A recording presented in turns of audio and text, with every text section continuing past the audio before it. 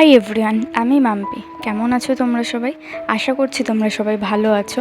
আর বলবো না যে আজ আমি ভালো আছি, কারণ আমার মনটা আজ খুব খারাপ।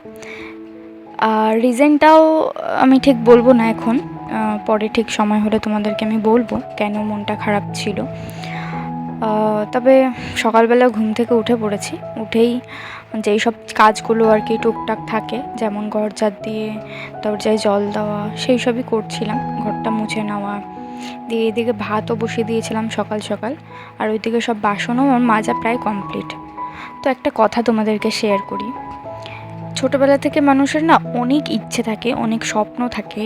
যখন না তিল তিল করে সেই স্বপ্নগুলো দেখার মতো আমরা দেখি, ইচ্ছে জাগে, তখন ঠিক কিভাবে জানি না, ঠিক কিভাবে হলেও সেই স্বপ্নগুলো না পূরণ হয় না। তখন যে জীবিত থেকেও যে আমরা নিঃশ্বাস নিচ্ছি, চলাফেরা করছি, বেঁচে রয়েছি, তখন না মনে হয় যে এই বেঁচে থাকার কোনো মূল্যই হয় না। দেখো, একটা মানুষের বিয়ে হয়ে যাক বা বিয়ের আগে সবার স্বপ্ন থাকে, কিছু না কিছু তো সবার স্বপ্ন থাকেই। তো আমারও তেমন কিছু স্বপ্ন আছে, কিন্তু জানি না কখনো পূরণ করতে পারবো কি পারবো না।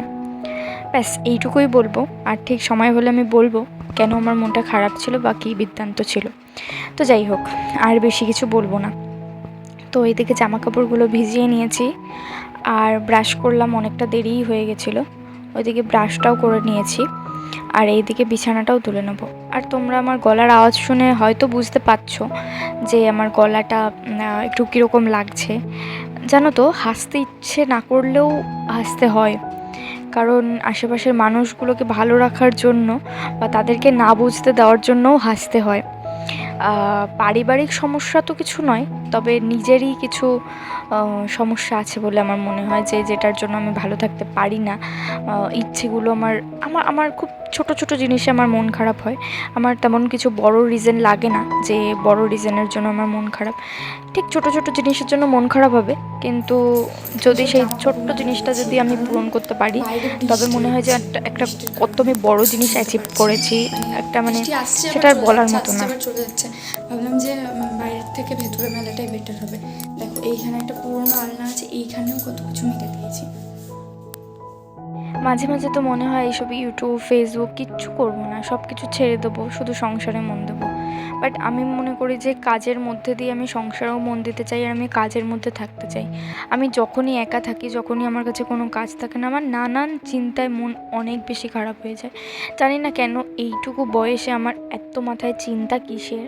যখন আমি ডক্টর দেখাতে গেছিলাম, সেম ডক্টরও বলেছিল যে এত টেনশন কিসের। বাট আমি জানি না আমার কিসে এত টেনশন, আমার কেন এত চিন্তা, কিসের কী বৃত্তান্ত। তবে আমার খুব ভয় লাগে, খুব মন খারাপ হয়। আবার মনটাকে বুঝিয়ে নিতেও পারি, কিন্তু যখন মনে হয় যে জিনিসটা পারলামই না, তখন না কোনো কিছুতেই আর মনটাকে বোঝানো যায় না। আর জীবনে না অনেক স্বপ্ন থাকে, ছোট বড় সবারই। যাদের টাকা পয়সা থাকে, যাদের বাবা টাকা পয়সা থাকে, তারা বিয়ের আগে পূরণ করতে পারে। আর যাদের বাবা মার টাকা পয়সা থাকে না, তারা যদি স্বামীর থাকে তো স্বামীরটা দিয়ে পূরণ করে। তো আমার বেসিক্যালি বাবা মার ছিল না বলবো না, আমার বাবা মা আমাকে তাদের প্রাণ দিয়ে আমাকে দিয়েছে, তবে তেমন ছিল না যেটা দিয়ে আমাকে একদম উপর লেভেলের অবধি মানে আর কি করতে পারবে বা দিতে পারবে, কারণ অতটাও ছিল না। কিন্তু তাদের সাধ্যের বাইরে গিয়ে আমাকে দিয়েছে, আমি এটা বলতে পারবো। আমি খুব প্রাউড ফিল করি আমার বাবার জন্য, যে আমাকে ছোটবেলা থেকে কোনো জিনিসের অভাব রাখেনি। কোনো জিনিসে আমার একবারের বেশি কোনো জিনিস আমার বাবার কাছে দুবার চাইতেই হয়নি, এরকম একটা ব্যাপার। তো এখন বড় হয়ে তাদের কিছু পূরণ করার দায়িত্ব আমার, তবে আমি সেই জিনিসটা করতে পারছি না, বা কবে পারবো আমি জানি না। আমি কারো ভরসায় মা বাবাকে রাখতে পারবো না। আমি আমার নিজের সামর্থ্য যখন হবে, আমি তখন আমার বাবা মাকে আমি দেখবো, খেয়াল রাখবো।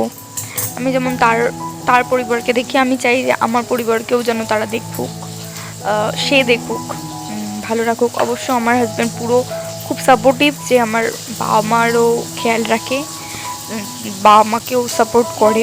আর আমার বাবা মাও খুব সাপোর্টিভ, যে আমাদেরকেও খুব সাপোর্ট করে। বিশেষ করে মানুষের টাকা পয়সার ব্যাপার দিক থেকে না হলেও মেন্টালি দিক থেকে ব্যাপার মানে খুব একটা ইম্পর্টেন্ট, যে কেউ তোমাকে মেন্টালি সাপোর্ট করছে। কারণ মানুষের মাথা ঠিক না থাকলে সে টাকাও ইনকাম করতে পারবে না, আর কোথা দিয়ে যে বেরিয়ে যাবে সে নিজেও জানবে না। তো যাই হোক, অনেক কিছু বললাম যেগুলো মনে ছিল, অনেকটা আজকে খারাপ লাগছে, আই ফিল ভেরি ব্যাড, কেন জানি না। তবে যাই হোক, দিনটা তো শুরু করতেই হবে, তো এখানে যেরকম শুরু করে দিয়েছি। আর এইদিকে এনেছিল ইলিশ মাছ আর চিংড়ি মাছ, তো সেইটাই রান্না করছি। আর বাইরে না প্রচণ্ড পরিমাণে বৃষ্টি হচ্ছিল।